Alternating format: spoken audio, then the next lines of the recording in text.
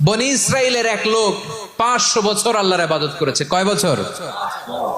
কোথায় জানেন? সাগরের মাঝখানে এক পাহাড়, ওই পাহাড়ের উপরে বসে 500 বছর টানা আল্লাহর ইবাদত। দিনে আর রাতে একবার করে নিচে নামতেন। সেখানে আল্লাহ তাআলা পাথরের ভেতর থেকে তার জন্য মিঠা পানির ব্যবস্থা করে দিয়েছেন, আর একটা ডালিম গাছের ব্যবস্থা করে দিয়েছেন। সকালে নামলে একটা টসটসে ডালিম, রাতে নামলে টসটসে ডালিম। এগুলো খেয়ে খেয়ে 500 বছর সে আল্লাহর ইবাদত করেছে।